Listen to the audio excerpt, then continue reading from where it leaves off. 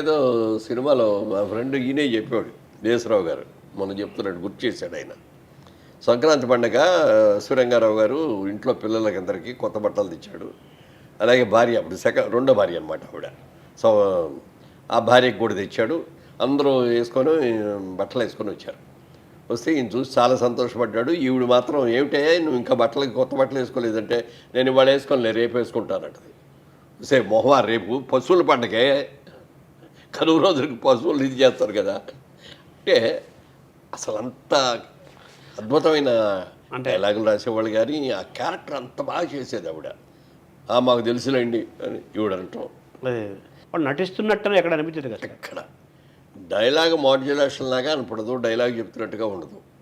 అది ఆవిడే చెప్పేస్తుందేమో ఆ క్యారెక్టర్లో అని అనిపిస్తుంది. అప్పురచేత్తో చేసి చెప్పడం అన్నీ. ఆవిడ లెఫ్ట్ హ్యాండ్ బ్యాట్స్మెన్ లాగా.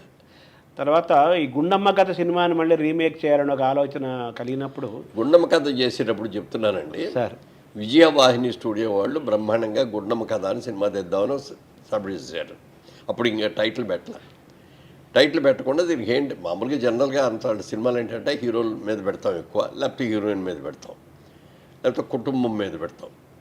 ఈ క్యారెక్టర్కి వచ్చేప్పటికి, ఈ సినిమా వచ్చేప్పటికి ఎన్టీ రామారావు గారు పక్కన, నాగేశ్వరరావు గారు పక్కన, సూర్యంగారావు గారు పక్కన, సావిత్రి గారు పక్కన, ఇలాంటి హేమాహేమీలందరూ ఉన్నటువంటి ఆ సినిమాకి టైటిల్ ఏది పెట్టాలని ఆలోచించినప్పుడు ఎవరెవరో ఎన్నెన్నో చెప్తాంటే చక్రపాణి గారు అన్నారు, దీన్ని గుండమ్మ కథ అని పెడదామని. అంత కామన్ సెన్స్ అయింది. ఇదేంటంటే ఇంత హీరోలు పెట్టుకొని, ఇంత పెట్టుకొని మీరు గుండమ్మ అని ఆవిడ పేరు పెడతారేంటండి అని చెప్పి కొంతమంది అడిగారట. ఈ సినిమాకి అదే పేరు కరెక్టు, మీరు చూడండి. ఈ సినిమా రిలీజ్ రోజునే ఎంత గ్రాండ్ ఓపెనింగ్స్తో ఓపెన్ అవుద్దో, ఇంతవరకు ఎవరో పెట్టలా. ఎట్లా ఒక క్యారెక్టర్ మీద గుండమ్మ కథ అని ఎవరో మనం పెట్టాం ఫస్ట్ టైము, చూడండి అన్నాడు. దానికి నాగేశ్వరరావు గారు, రామారావు గారు కానీ, రంగారావు గారు కానీ ఎవరు కూడా అభ్యంతరం పెట్టలా. బాగుందండి అందరూ బాగుందనేప్పుడు ఎవరు నోరెత్తలేదు. మరి బ్రహ్మాండమైన ఆ సినిమా మళ్ళీ తీయాలని చాలామంది ప్రయత్నం చేశారు. ఎందుకంటే అప్పుడు రామారావు గారిది, జూనియర్ ఎన్టీ గారిని, నాగేశ్వరరావు గారి మనవుడిని నాగ చైతన్యని నిద్రలు పెట్టి మళ్ళీ చేస్తే బాగుంటుంది అని అనుకున్నారు. ప్రపోజల్ కూడా అందరూ ఓకే అంటే ఓకే అన్నారు. కానీ గుండమ్మ ఎవరు అయ్యాలి? అక్కినేని గారు అడిగారట అన్నమాట. గుండమ్మ ఎవరు అయ్యాలి? ఇప్పుడు గుండమ్మ వేసే అంత స్తోమత ఉన్నాళ్ళు ఎవరూ లేరు. ఒకవేళ మనం ఎంత బాగా చేయించి తీసుకొచ్చినా పరభాష అమ్మాయినో ఇంకోళ్ళనో సూర్యకాంతం గారిలాగా లేదండి అంటారు గ్యారంటీ. అది సినిమాకి దెబ్బ కొడుతుంది. రామారావు గారిలా బాగా చేసేవాళ్ళు ఉండొచ్చు, బ్రహ్మాండంగా చేసేయచ్చు, నాగేశ్వరరావు గారిలా చేయొచ్చు, రంగారావు గారిలాగా బాగా చేయొచ్చేమో. కానీ సూర్యకాంత్ ఎవరో నోబడీ కెన్ రీప్లేస్ అండి. ఆ సినిమాకి ఆవిడే హీరో కదా, అంతే కదా. అంతే, గుండమ్మ కథకి ఆవిడే హీరో అంటే ఆవిడ పేరు పెట్టారంటే ఆవిడ హీరో అయినట్టు కదా. అసలు ఎంత బాగా చేస్తుందండి. అలా మాయాబజార్ సినిమా ఉంది. మాయాబజార్ సినిమాలో కూడా అక్కినేని చెప్తూ ఈ సినిమాకి ఎవరు హీరో, నేనున్నాను, రామారావు అందరూ ఉన్నారు, ఎవరు హీరో అంటే సావిత్రి అని చెప్పాలా, ఎస్వి రంగారావు అని చెప్పాలా, ఎవరికంటే నేనే హీరో అని ఎవరు, నేను హీరోయిన్, నేను పెళ్లి చేసుకున్న నేను, జ్యూయిట్లు పడింది నేను కాబట్టి నేనే హీరో అని నాగేశ్వరరావు. కథ నేను కృష్ణుడి వేషం, మొత్తం సినిమా అంతా నడిపేది నేను కృష్ణుడి కాబట్టి నేనే హీరో అన్నారు ఆయన. ఎస్వి రంగారావు అన్నారు, అసలు మీరిద్దరు కాదు, నేను ఘటోద్గడు చెడు గడిచే సినిమా రైజ్ అయింది, సినిమా రిపీటర్ అని నేను తొందరించిందంటే నా క్యారెక్టర్ని బట్టే నేనే హీరో అన్నాడు ఆయన. అప్పుడు నాగేశ్వరరావు గారు అన్నాడు, నువ్వు నేను మనం ఎవ్వరం హీరోలు కాదు, మాయాబజార్ సినిమాకి నిజమైన హీరో ఎవరు అంటే సావిత్రి. సావిత్రిగా ఒక అమాయకురాయిలైన ఒక పిల్లగా ఎంత బాగా చేసిందో, మాయా శశిరేఖగా కూడా అంత అద్భుతంగా చేసేసింది. నిజమైన హీరో ఆవిడే. ఆవిడ మూలంగానే ఇంత కలెక్షన్స్ వచ్చినాయి అని చెప్పి నాగేశ్వరరావు అన్నారట. అంటే దాసరి గారు ఎప్పుడూ ఒక మాట అంటుండేవారు, కథే హీరో అంటుండేవారు. ఆ కథ చుట్టూ ఏం తిరుగుతుందో, ఏ పాత్ర తిరుగుతుందో, ఏ పాత్ర మొత్తం ఆ సినిమా పండటానికి మూలమవుతుందో వారే హీరో. అలా తీసుకుంటే గుండమ్మ కథకి సూర్యకాంతం హీరో, మాయాబజార్కి సావిత్రి హీరో, అంతే కదా సార్. అసలు ఆవిడతో మీరు ఏమేమి సినిమాలు చేశారు సార్ సూర్యకాంతం గారు? పేర్లు ఇప్పుడు నేను సడన్గా నాకు గుర్తులేవు కదండి. ఒక 7-8 సినిమాలు చేశాను నేను సూర్యకాంతం చేశాను. ఆవిడ సినిమా షూటింగ్కి వచ్చిన రోజున ఉట్టి చేతులతో రావటం ఎప్పుడు చూడలే నేను. ఏదో ఒక ఐటమ్ చేసుకొని తీసుకొచ్చేది.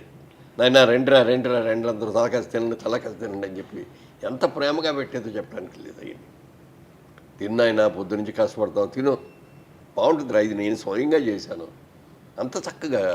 అంటే ఒక తల్లి ప్రేమ. తల్లి ప్రేమ. ఆవిడ క్యారెక్టర్ని చూసి ఆవిడ ఇలా అనుకుంటారు కానీ ఎంత సున్నితమైన మనసు ఆవిడ చెప్పడానికి వెళ్ళేది. సార్ ఆవిడతో మీరు నటించిన సందర్భంలో మీ కాంబినేషన్లు అంటారు కదా, అందులో మీరు భయపడిన సందర్భాలు కానీ జంకిన సందర్భాలు ఏమైనా ఉన్నాయా? పోషణ అంటే ఆవిడ క్యారెక్టర్గా భయపడతామేమో కానీ ఆవిడ మనస్తత్వం తెలిసిన ఇదిగా మేము ఇది చేయం. మాకు ఎప్పుడు ఆ ఫీలింగ్ ఉండేది కాదు. అయిన తర్వాత మేమే చప్పట్లు కూడా భలే చేసావు మా భలే చేసావు అది. డైలాగ్ చెప్తున్నట్టు మేము చెప్తాం, మేమందరం చెప్తా అంటే డైలాగ్ చెప్పినట్టే ఉంటుంది. ఓ రైటర్ రాసిన డైలాగ్ మనం చెప్పినట్టే ఉంటుంది. కానీ సూర్యకాంతం గారు అలాగే ఆవిడ తను ఓన్ చేసుకునేది ఆ డైలాగ్ని. అందులో రైటర్ రాసింది 50% ఉంటే మిగిలిన 50% ఈవిడ చెప్పేసింది. అంత అద్భుతంగా చేశారు. ఇంత రంగారావు గారే చాలాసార్లు ఆవిడ ఎదురుకుండా తట్టుకోలేకపోయాడు. మామూలుగా రంగారావు గారు ఉన్నప్పుడు నాగేశ్వరరావు గారు తట్టుకోలేరు, రామారావు గారు కూడా తట్టుకోలేరు. డామినేషన్ ఆయన కూడా డామినేట్ చేసేది చాలా సినిమాల్లో. ఇంకోసారి ఎక్కడో అంటుంది, ఏదో సినిమా గుర్తు రావట్లేదు, ఆవిడ పూజ చేసి ప్రసాదం తీసుకొస్తుంది. రంగారావు రచ్చుకుంటే ఏమన్నా నోరు దారుండి, ఒకసారి నోరు దారుండి అంటుంది. ఏమే నీ ముందే పడ్డా నేను నోరు తెరిచాను ఉంటే, నేను పెద్ద లాయర్ని, కోర్టులోకి వెళ్తే అందరూ అదరగొట్టారంటారు, కానీ ఇంట్లో నీ ముందే ఎప్పుడన్నా నేను నోరు తెరిచానా అంట. అబ్బా మీరు అన్నీ ఇదేనండి, నేను ఏమంటే ఇస్తే నోరు తెరమంది ప్రసాదం పెట్టడానికి. అసలు ఎంత కాంబినేషన్ భలేగుండేది వాళ్ళిద్దరు కాంబినేషన్. అంటే అటువంటి నటితో మీరు నటించేటప్పుడు మీరు ఏమన్నా భయం పట్టం కానీ ఏమన్నా ఇది పట్టం జరిగిందా సార్? భయపట్టం అనేది లేదండి, చాలా ప్రేమగా ఉండేది ఆవిడ. ఆవిడ మనస్తత్వం ఏంటో నాకు తెలుసు. క్యారెక్టర్ ఎంత ఇన్వాల్వ్ చేస్తుందేమో, అంత మహానటిని చూస్తున్నాం ఈ మహానటి అని చెప్పి. నేను సావిత్రి గారితో చేసినప్పుడు ఎలా ఫీల్ అయ్యానో, సూర్యకాంతం గారితో చేసినప్పుడు కూడా అలాగే ఫీల్ అయ్యాను నేను. అంటే ఆ కాంబినేషన్లో అంటే తోటి నటులని ఈజీ చేసేది, చాలా ప్రేమగా చూసేదండి. ఇక్కడ కూడా ఒక్క హార్ష్గా ఒక్క మాట అంటాం కానీ, లేకపోతే డైరెక్టర్ ఏదైనా చెప్తే నైనా ఇది ఓకేనా ఇంకోటి ఏమైనా చేయమంటావా అని డైరెక్టర్ అడగటం కానీ, డైరెక్టర్ చెప్తా అంటే అలాగే నైనా నువ్వు చెప్పింది బాగుంది అలాగే చేద్దామని చెప్పి డైరెక్టర్ చెప్పింది యాజిటీగా చేయటం కానీ, అవన్నీ డౌన్ టు ఎర్త్ అంటామే, అలా డౌన్ టు ఎర్త్గా ఉండేది తప్ప ఏ రోజున నేను ఇంత పెద్ద యాక్టర్ని, నాకెవరూ సాటి లేరు, నాకు నేనే సాటి అనే ఇది ఫీలింగ్ ఏ రోజున రాలా. తీసుకోలేదు ఆవిడ అసలు. ఆవిడకి ఇవ్వలేదు కానీ పద్మశ్రీ అవార్డులన్నీ ఆవిడకి ఇవ్వాలండి. ఆవిడ మనం సరిగ్గా గౌరవించలేదు అనుకోవచ్చు. డెఫినెట్గా.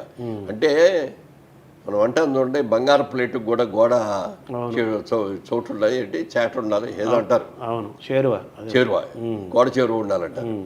ఈవిడ బంగారు ప్లేటే కానీ గోడ చేరువ ఏ గోడ లేదు ఈవిడ. ఈవిడిని చెయ్యాలి, ఈవిడ చూపించాలి అనేటువంటి డైరెక్టర్లు కానీ వాళ్ళు కానీ ఎవరికాళ్ళు ఆవిడతో చేయించుకున్నారు, పంపించారు, ప్రొడ్యూసర్లు డబ్బులు ఇచ్చారు, పంపించారు తప్ప ఈవిడ టాలెంట్కి ఈవిడిని ఎవరో రీప్లేస్ చేయలేనటువంటి మహానటి. కాబట్టి ఈవిడి పద్మశ్రీ వీరితో రికమెండ్ చేయాలి, మనం చెయ్యాలి అనేది ఎవరో ఆలోచించాలి.